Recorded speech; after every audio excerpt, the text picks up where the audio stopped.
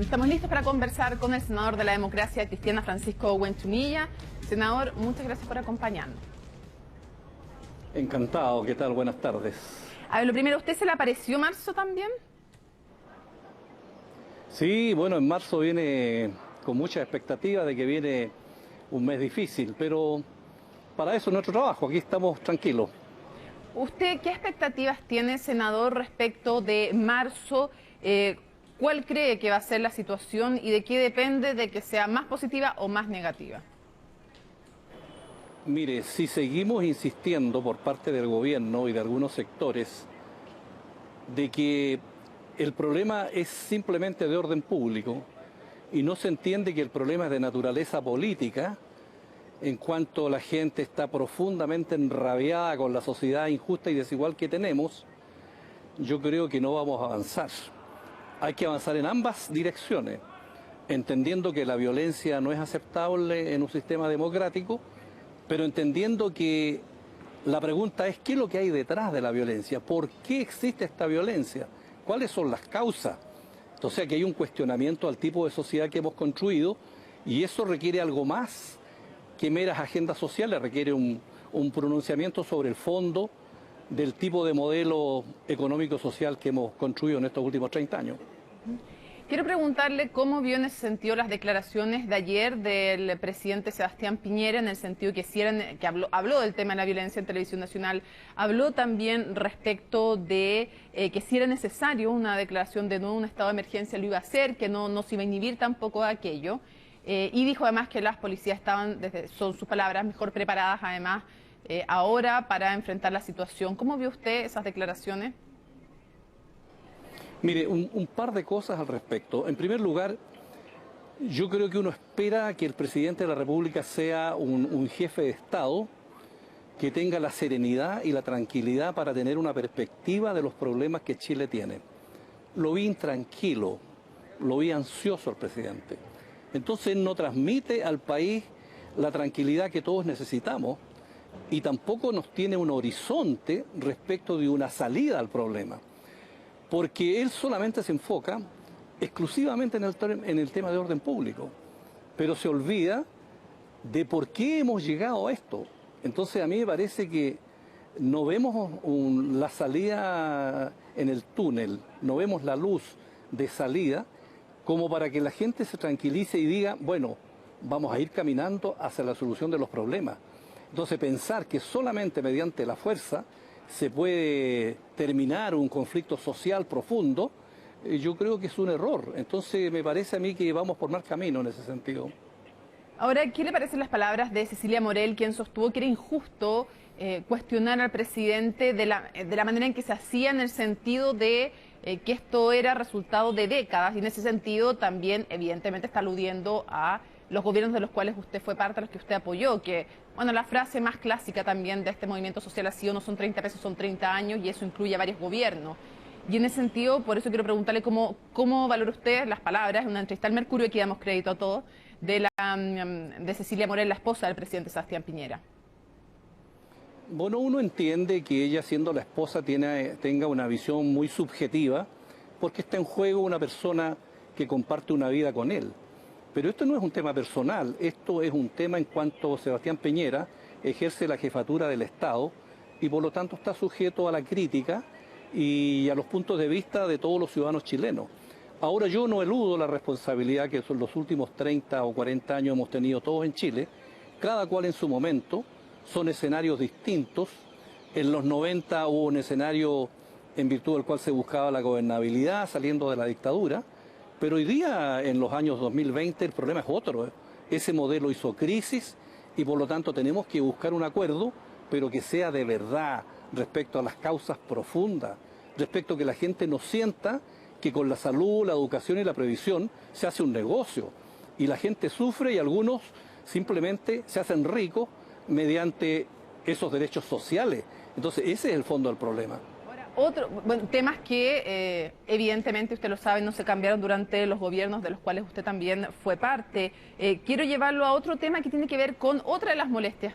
Provoca también los privilegios y también se ha dicho desde el Parlamento, lo han impulsado desde el Frente Amplio durante harto tiempo, este tema de la rebaja de la dieta parlamentaria. Yo sé que va a ir a la Comisión de Constitución del Senado, pero quiero preguntarle cómo va a votar usted la rebaja de la dieta. ¿Está dispuesto a votar favorablemente la rebaja de la dieta? Hoy día estuvimos justamente en la primera sesión de la Comisión de Constitución en el mes de marzo y estuvimos viendo ese proyecto. Yo voy a votar a favor de la rebaja de las dietas de los parlamentarios, senadores, diputados y ministros de Estado. Ahora, eso se enmarca dentro de un panorama mucho más grande, que es la profunda desigualdad que tenemos en Chile, no tanto del sector público, sino que también del sector privado, háblese del impuesto global complementario, del impuesto de los más ricos. Entonces hay una profunda desigualdad y por lo tanto hay que legislar, y yo respecto a los senadores, de los diputados y de los ministros y subsecretarios voy a votar a favor de la rebaja de las dietas parlamentarias, que yo creo que va a ser la próxima semana. Y una pregunta, ¿cómo se entiende? Porque usted apunta, por ejemplo, el tema de los impuestos. ¿Cómo se entiende que, según el ministro de Hacienda, hayan sido parlamentarios de la oposición los que hayan pedido que se elevara el tramo en que se va a incrementar el impuesto que se paga? Desde, si 8 millones quedó al final, quedó en 15 millones el tramo en que se aumenta finalmente este tributo, y no sea en 8 millones, y el ministro de Hacienda, hace harto tiempo ya cuando se habló de este tema, en que se sube final a 15 millones y no a 8, dice que fue desde la oposición que se pidió aquello. Pero mire, es que el impuesto global complementario lo pagan aquellas personas que no pueden formar sociedades. Entonces se trata de un conjunto de profesionales exitosos y tienen una tasa marginal ahora del 40%, pero a los más ricos no pagan ese impuesto porque simplemente hacen sociedades de inversión en virtud del cual ahí colocan todas sus cosas, y lo que pagan de impuesto a la renta a sus empresas lo descuentan como crédito el impuesto global complementario. Entonces, en ese sentido, en la reforma tributaria pasada no se avanzó nada en ese sentido, y por lo tanto el global complementario lo van a seguir pagando simplemente las personas naturales y no los altos ricos que, como digo, eluden en virtud de las sociedades que forman. Ya, pero ¿no será que todos podemos aportar más? Bueno, esa es la idea, que los más ricos pudieran aportar más, pero en esta reforma tributaria eso no pasó. Simplemente esta reforma va a recaudar un 0,7 del PIB, y en consecuencia no es una reforma muy profunda, y en consecuencia no se tocó a los más ricos en esta reforma tributaria, y eso es así, y pudiéramos perfectamente entrar al detalle, pero creo que la ciudadanía lo conoce esto. ¿Cree que se va a necesitar pronto una nueva reforma tributaria? Y voy a entrar ahí en vista de las demandas sociales, porque hay dos posturas quienes sostienen que ahora no se puede porque la economía está débil y es compleja la situación fiscal, y otros sostienen que sí hay que hacerlo ahora, y hay una tercera vía también de quienes dicen, a ver, no ahora, pero planteémosle al país en qué plazo, en qué mediano plazo se podría incrementar la carga tributaria. ¿Es necesario, no es necesario, cuándo? Mire, en Chile se han hecho reformas tributarias estructurales el año 90 y el año 2014. El año 2014 se hizo una reforma tributaria que te pretendía recaudar el 3% del PIB, unos 8.000 millones de dólares. Esta reforma tributaria, el presidente Piñera recauda el 0,7 del Producto Interno Bruto, absolutamente insuficiente, o sea, más o menos 2.000 millones de pesos, 2.000 millones de dólares, perdón, absolutamente insuficiente para todas las demandas sociales que tenemos. Ahora, ¿de qué se trata esto? Para elevar los impuestos a los más ricos se requiere un acuerdo entre todos los sectores políticos, el gobierno y los grupos económicos, entendiendo que aquí nadie quiere joder a nadie, sino esta una necesidad del país para poder solventar los requerimientos que el estallido social necesita. Entonces se requiere un acuerdo profundo, y los empresarios tienen que entender que aquí no se trata de echar la estantería abajo, sino que se trata de responder a los requerimientos que hoy día el país necesita. Y esa es iniciativa del presidente de la República, y es el liderazgo que él tiene que ejercer conversando con los grandes empresarios y con los sectores políticos. Quiero preguntarle respecto del plebiscito. Hay tanto tema que conversar, ¿no? Estamos comenzando este mes de marzo. ¿Cómo avisora usted el desarrollo del plebiscito del 26 de abril? ¿Y cómo ha visto la formación, porque todavía no está en plena vigencia la campaña, pero cómo ha visto que la oposición no haya sido capaz de, tampoco del otro lado, de tener una campaña unitaria? Mire, respecto del plebiscito hay una cosa que yo quiero llamar la atención. Yo creo que la derecha se ha equivocado profundamente, porque el día 15 de noviembre, cuando firmamos en el Congreso la idea de hacer un plebiscito, era porque todos queríamos tener una constitución consensuada, porque sabemos que la constitución nos divide. No tenemos consenso respecto a la constitución. En ese acuerdo se dijo, busquemos una constitución que nos represente a todos. Pero a poco andar la derecha dice, mire, yo voy a votar el rechazo. Y si yo digo, y si ganara el rechazo, ¿con qué nos vamos a quedar? Con la Constitución del 80. ¿Y eso va a resolver los problemas de fondo?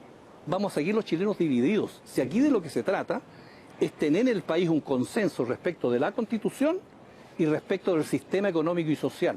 No existe acuerdo en Chile respecto de eso y no tenemos una casa común, por lo tanto, respecto a esos dos grandes temas. Y eso es lo que tenemos que buscar en el plebiscito de abril del presente año, y no simplemente pensar que yo apruebo o rechazo y el problema lo metemos bajo la alfombra. Porque si eso sucediera y no tenemos acuerdo, el país va a seguir dividido. Pero, senador, eso es como decir que la opción rechazo no es válida. Y si eso es así, entonces, ¿para qué en el acuerdo de noviembre pusieron que en el plebiscito la gente podía optar entre el apruebo o rechazo? ¿No es válido acaso que alguien diga de los votantes y también de los parlamentarios, estuve dispuesto por hacer un camino institucional para resolver, pero preguntándole a la gente, y no necesariamente quiero una nueva constitución, pero me allano a preguntarle si los chilenos la quieren?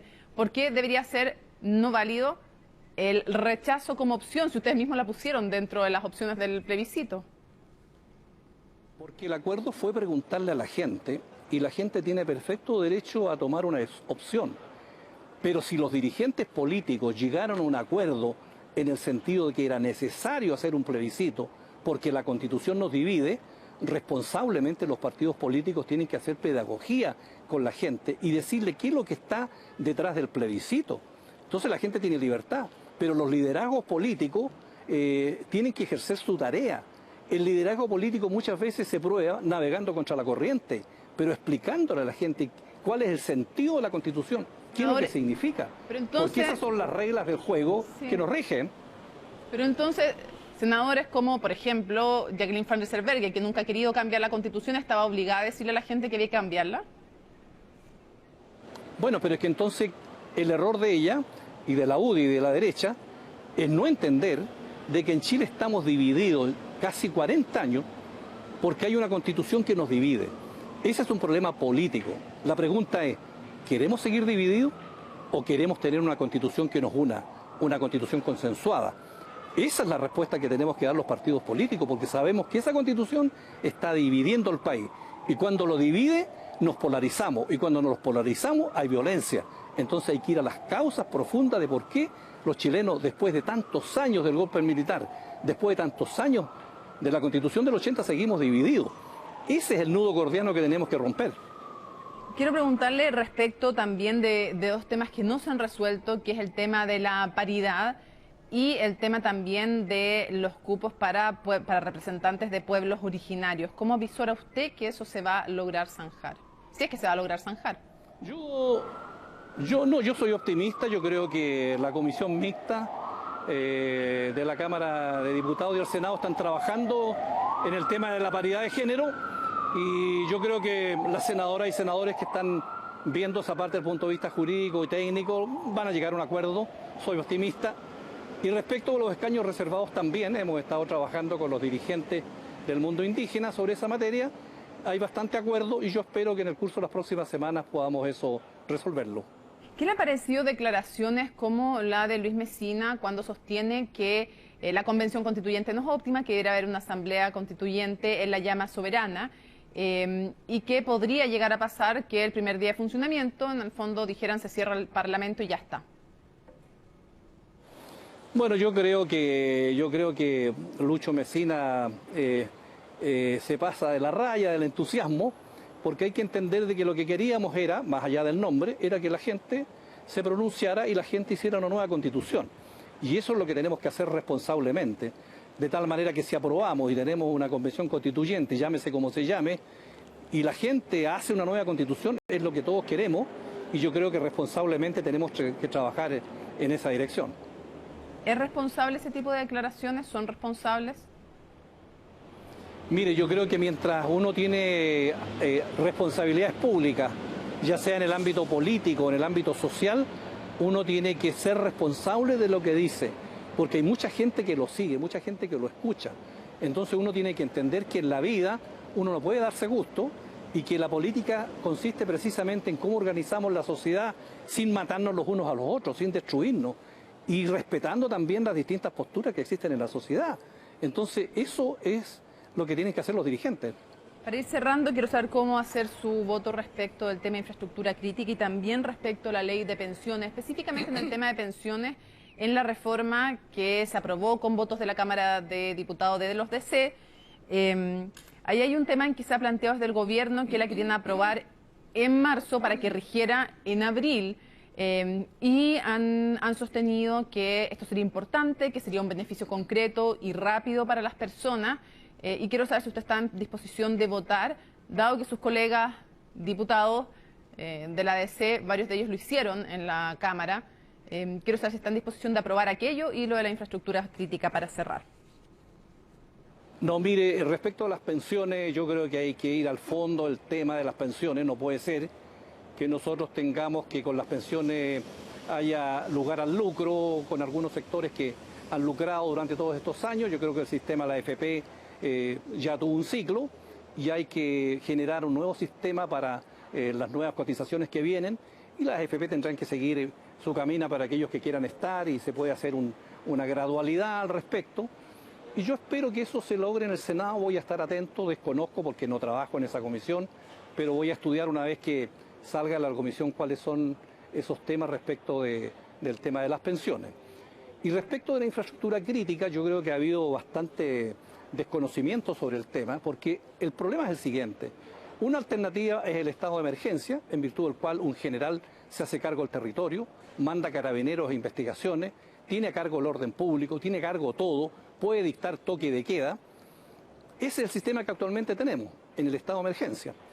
Entonces yo prefiero que simplemente saquemos a las Fuerzas Armadas de eso, que no haya un general a cargo del orden público, ni mande a la Policía de Investigaciones y Carabineros, y que simplemente, digamos, se quede resguardando la infraestructura crítica, para lo cual tenemos que convenir qué se entiende exactamente por estructura crítica, por infraestructura crítica, y por lo tanto dejar de lado el estado de emergencia, que es cuando tienen todas las facultades de las Fuerzas Armadas y tienen que interactuar con la gente, hacerse cargo del orden público. A mí me parece eso que simplemente hay que superarlo y hay que modificarlo. O sea, ¿usted está de acuerdo con que si se define bien qué es infraestructura crítica, usted da su voto a favor?